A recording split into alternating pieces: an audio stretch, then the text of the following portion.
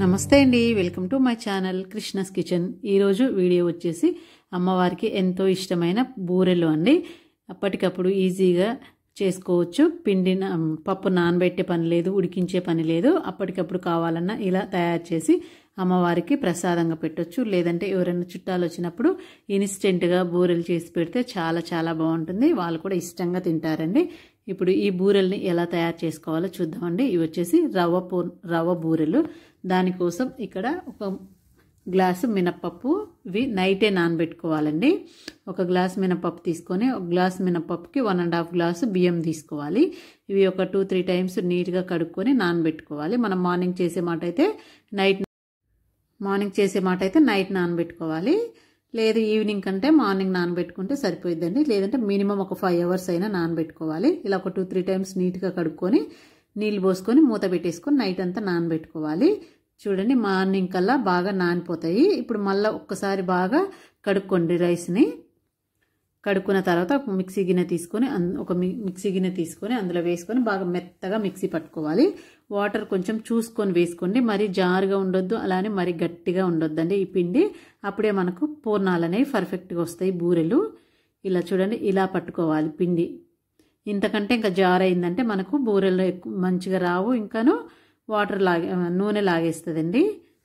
ఇప్పుడు ఇందులో కొంచెం ఒక పించ్ ఆఫ్ సాల్ట్, ఒక పించ్ ఆఫ్ వంట సోడా వేసుకొని బాగా కలుపుకోండి. వంట సోడా ఉప్పు బాగా కలిసేంత వరకు బాగా కలుపుకొని దీన్ని ఒక అరగంట పాటు పక్కన పెట్టేసేయండి.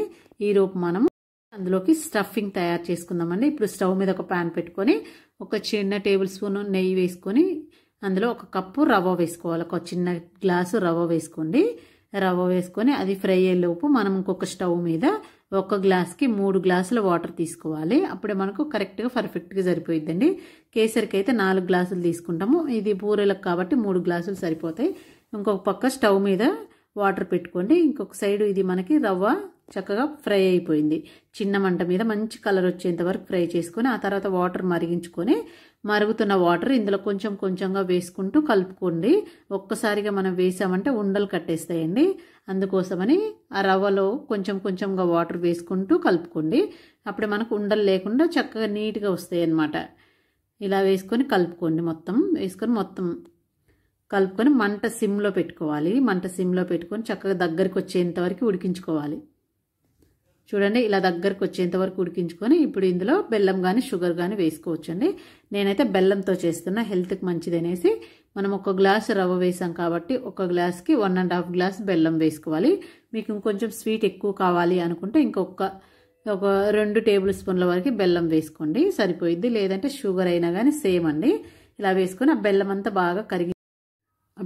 బాగా కరిగించుకోవాలి. చూడండి, కరిగించుకొని దగ్గరకు వచ్చేంత వరకు మంట సిమ్లో పెట్టుకొని కలుపుకుంటూ మధ్యలో ఉడికించుకోవాలి. ఇప్పుడు ఇందులో ఒక టేబుల్ స్పూన్ ఇలాచి పౌడర్, మంచి సువాసన కోసం ఒక టేబుల్ స్పూన్ ఇలాచి పౌడర్ వేసుకొని బాగా కలుపుకోండి.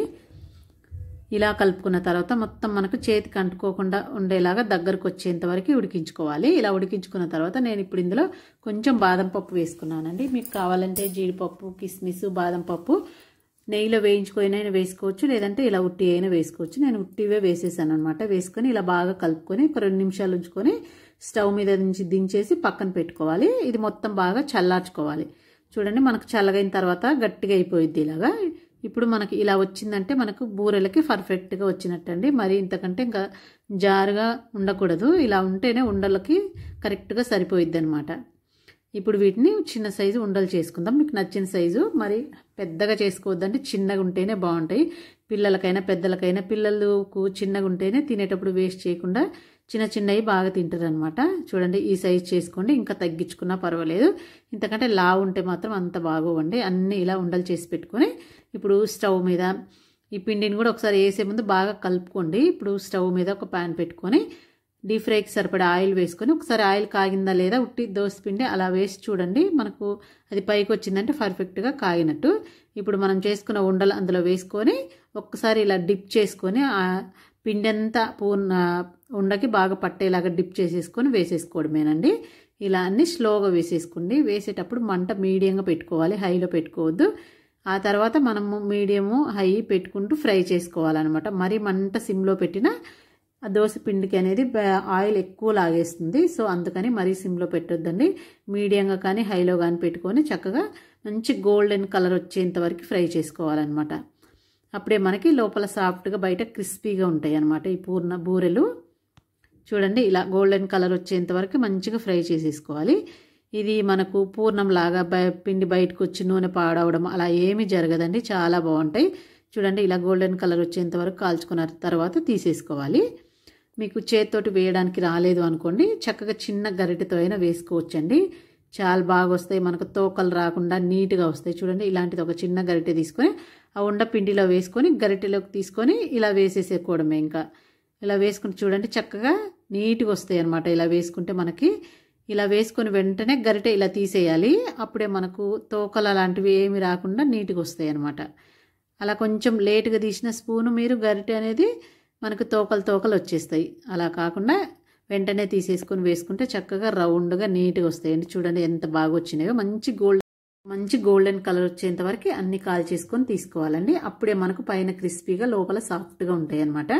అంతేనండి, పూర్ణాలు రెడీ అయిపోయినాయి. చాలా చాలా బాగుంటాయండి. బూరెలు అంటారో పూర్ణాలు అంటారో, నేనైతే బూరెలు అని అంటానండి. రవ్వ బూరెలు, పూర్ణం బూరెలు వేరు, రవ్వ బూరెలు వేరండి. చక్కగా పర్ఫెక్ట్గా అయితే వచ్చినాయండి. ఒకసారి ఇలా ట్రై చేయండి. మీకు రాని వాళ్ళు బూరెలు రావని చాలామంది భయపడుతూ ఉంటారండి. ఒకసారి ఇలా రవ్వతో వేసామంటే మనకి చక్కగా నీట్గా రౌండ్గా వచ్చేస్తాయండి. అస్సలు ఫెయిల్ అవ్వడం అనేది అస్సలు ఉండదు. ఒకసారి ట్రై చేసేయండి. ట్రై చేసి ఎలా వచ్చిందో కామెంట్ బాక్స్లో కామెంట్ చేయండి. నచ్చితే